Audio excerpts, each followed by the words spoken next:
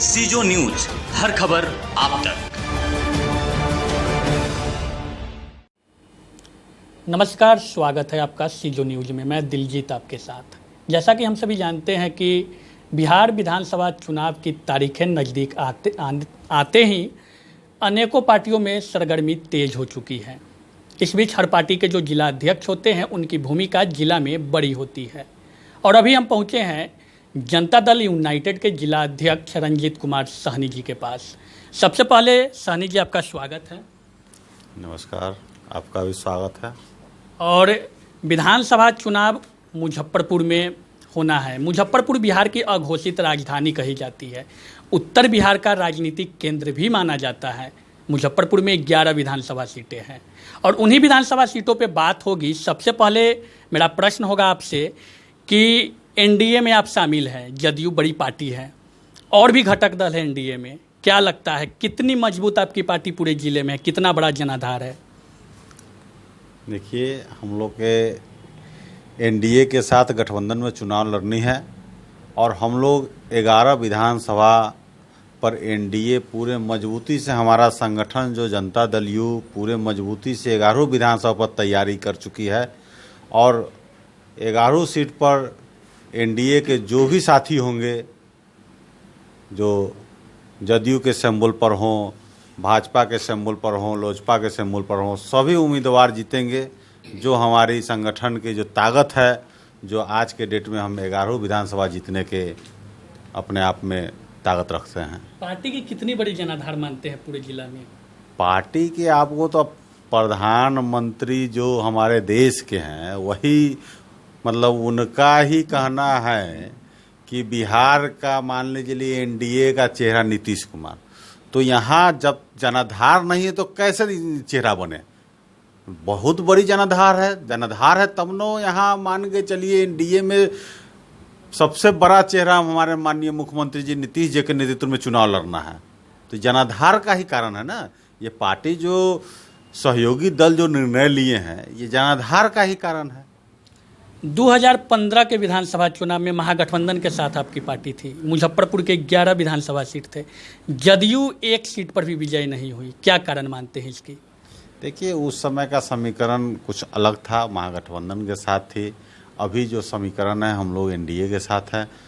तो जनाधार कहीं ना कहीं हम लोग महागठबंधन में नेता कुछ असहज महसूस हुआ, तभी ना हम लोग फिर अपना एनडीए के साथ आए हैं। तो अपनी जनाधार को बचाने के लिए, हमारी जनाधार थी और हमारे जनाधार से कोई सत्ता में साथे सहयोग में आए हैं। तो इसीलिए हम लोग वहाँ, हमारे नेता ने जो निर्णय लिए हैं सही निर्णय लिए हैं और हम लोग इस बार, पिछले बार हम लोग को जो चूक हुई है, इस बार कोई चूक नहीं होने वाली है। इस बार 11 में 11 सीट मुजफ्फरपुर हम लोग एनडीए के सभी साथी को जिताने का प्रयास करेंगे। 11 विधानसभा मुजफ्फरपुर में है। आपका कहना है कि पार्टी पूरे जिला में मजबूत है। कितने विधानसभा सीटों पे तैयारी आपकी पार्टी की हो चुकी है?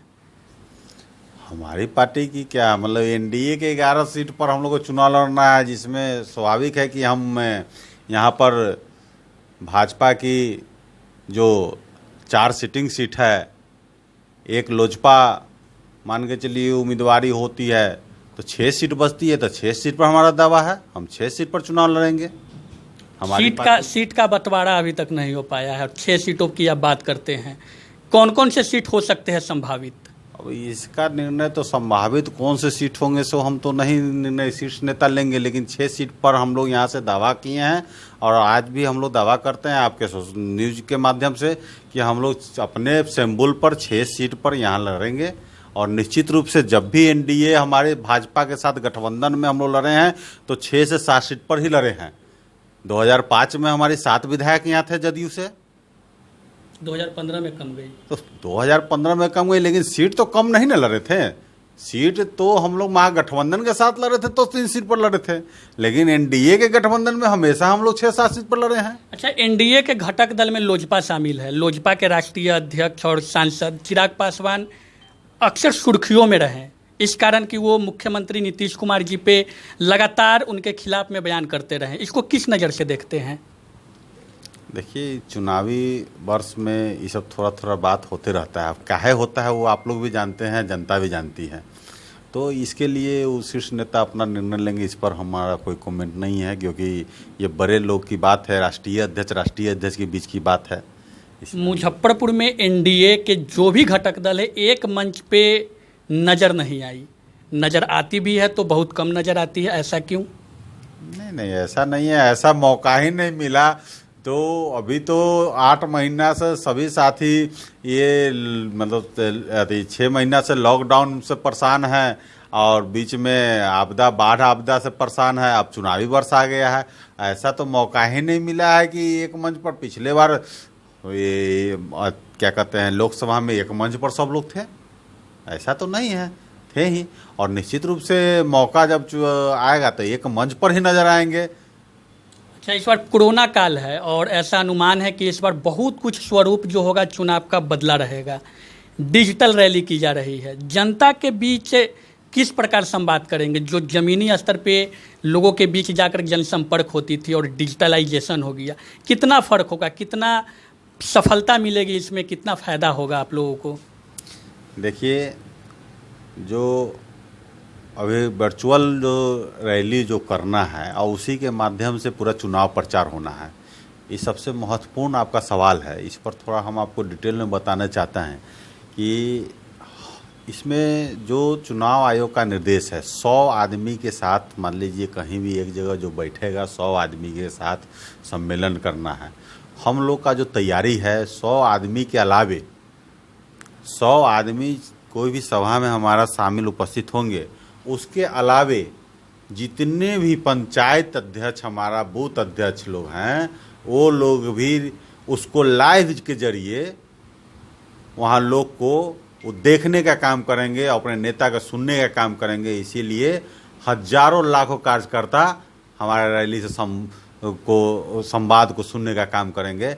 इसीलिए हम लोग पालन करेंगे इसको। सोशल डिस्टेंस में 100 आदमी ही सभा में शामिल होंगे, लेकिन दूसरे जगह उस पंचायत वाई हमारा हर 100 आदमी, हर पंचायत में, हर बूथ पर 100 आदमी हमारा उस लाइव के जरिए सुनने का काम करेंगे।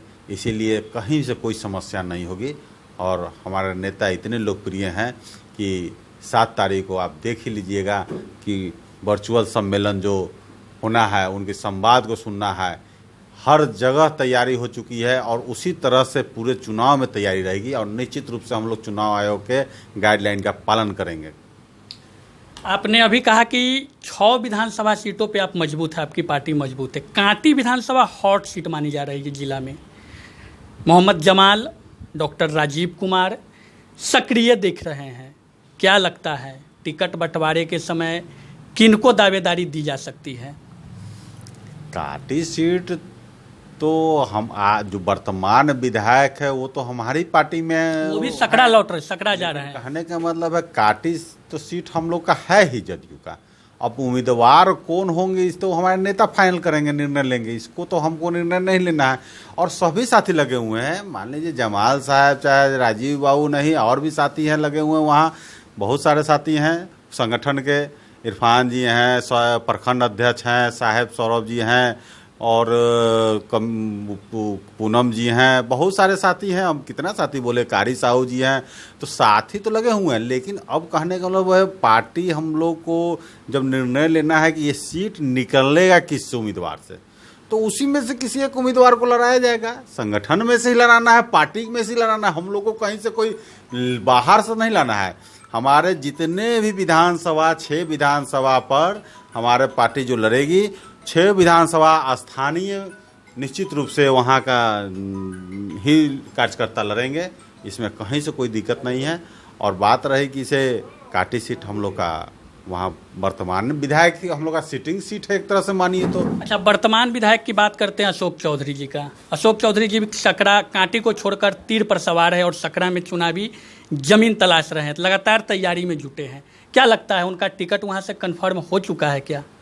नहीं, हम ये लोग को तो ऐसा कुछ अभी नहीं है। टिकट कन्फर्म अभी कहीं किसी का नहीं हुआ। तैयारी में लोग जुटे हुए हैं अब टिकट कन्फर्म भी कैसे हो जाएगा का?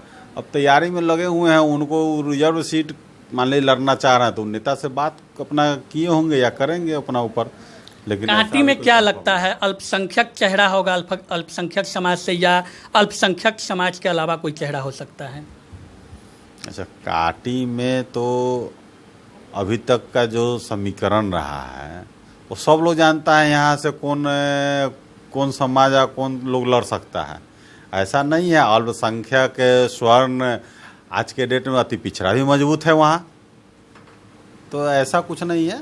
जो देखिए वहाँ सभी हम लोग के शीर्ष नेता के पास सभी जो भी वर्कर है, कार्यकर्ता, प्रत्याशी हैं, सभी को बैठाकर एक निर्णय लिया जाएगा, उसी में से एक उम्मीदवार बनाया जाएगा।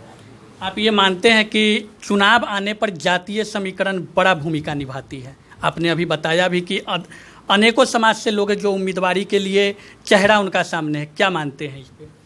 देखिए, तो बिहार, मुजफ्फरपुर क्या कांटी विधानसभा क्या पूरे बिहार की राजनीतिक है से जातीय समीकरण पर चलती है, तो उसके लिए तो भाई उस पर बैठकर बातचीत होगी। अभी तो काफ़ी समय है और 7 तारीख को जो वर्चुअल सम्मेलन के बाद हम लोग को इस पर शीर्ष नेता के साथ बैठकर वार्तालाप होगी, उसमें निर्णय लिया जाएगा कौन कहाँ से लड़ेगा।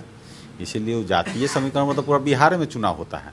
एनडीए में सबसे बड़ा चेहरा आपके पार्टी के राष्ट्रीय अध्यक्ष और बिहार के मुख्यमंत्री नीतीश कुमार जी का है।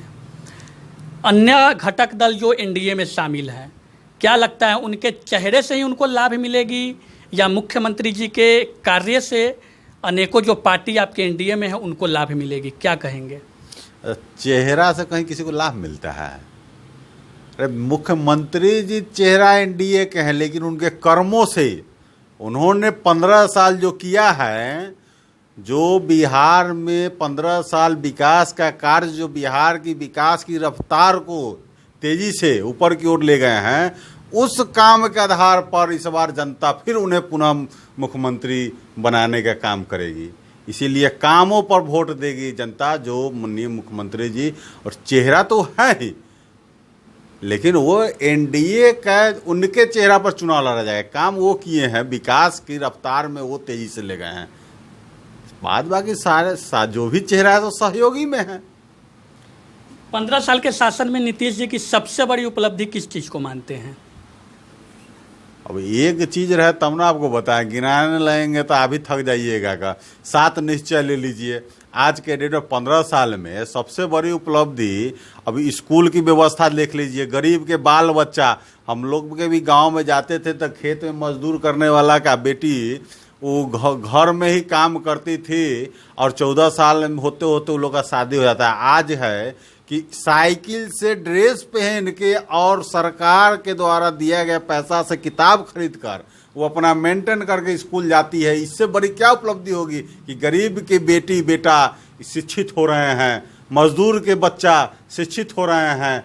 हमारी सरकार की उपलब्धि है। इनके 15 साल में किए गए कार्य, ये काम में सबसे महत्वपूर्ण काम है। उसके बाद गांव में, जो शहर के अंदर भी जो पानी पीते थे हम लोग, अधिकांश उसके बीमार का शिकार होते थे। आज देखिए कि इसे 7 निश्चय के अंतर्गत जल नल योजना जो चलाया गया, जिससे कारण जितना शुद्ध पानी के पीने के लिए मिल रहा है सब लोग को, आज बीमारी पेट रोग से लोग बहुत सुरक्षित महसूस कर रहे हैं। नहीं तो पेट रोग से इतना ग्रसित होते थे पानी के चलते। कुआं के पानी, चाहे वो 20 फीट नदी का पानी, ये सब 15 शराबबंदी के मामले पर क्या कहेंगे? शराबबंदी के मामले पे, शराबबंदी पूर्ण रूप से सफल है। अगर कोई कहता है कि असफल है तो हमको किसी चौक पर कोई आदमी खरीद के पीते हुए दिखा देवे। अगर कहता है असफल है तो शराब की बोतल हाथ में लटका के ले जाते हुए दिखा देवे, तब ना असफल मानेंगे। सफल है, 100% सफल है। अब मान के चलिए 307 मान लीजिए, जैसे 300 वो क्या कहते हैं मर्डर केस के मान लीजिए, मर्डर के पर जो है उम्र कैद की सजा है ना, है तो क्राइम लोग करता ही है, मर्डर होता ही है। तो सरकार कानून लाती है, व्यवस्था मान लीजिए आपको सुविधा देने काम करती है, उसको नियम संगत उसको पालन करना हमारा कर्तव्य है।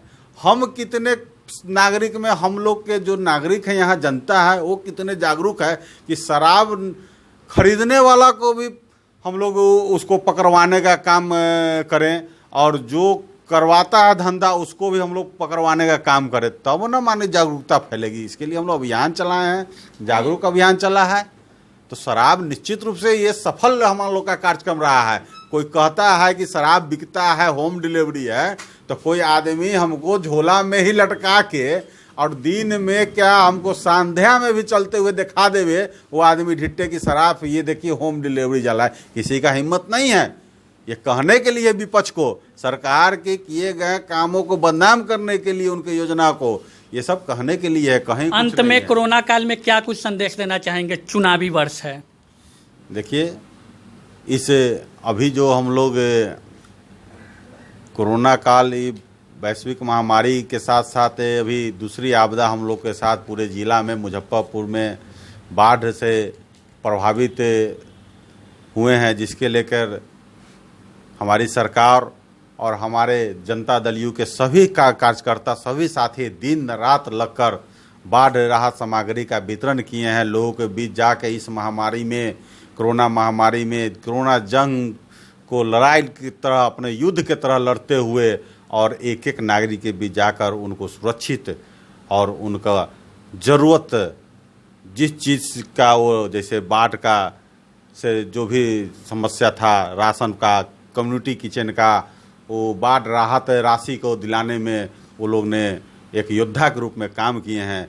इसीलिए हम अपने जनता दल यू के सभी साथी को इसे दो आपदा में संघर्ष के दौर में बहुत बहुत बधाई देता हूं। और हमारे सरकार की तरफ से सारी योजना चलाई गई है और उसका खुद हम जिला स्तर पर मॉनिटरिंग किए हैं, और कहीं भी कोई समस्या हुई है तो हम उसे तुरंत पहल करने का, उसको समस्या को समाधान करने का काम किए हैं। और जो भी हमारे साथी हैं, इस कोरोना महामारी को देखते हुए अभी भी हम लोग को सुरक्षित रहने की ज़रूरत है, और निश्चित रूप से हम लोग इसको सोशल डिस्टेंस और लॉकडाउन का जो नियम संगत उसका नियम है, उसको पालन करके हम लोग उसको अपनाने का काम करेंगे और साफ़ सुथरा पर ध्यान देंगे।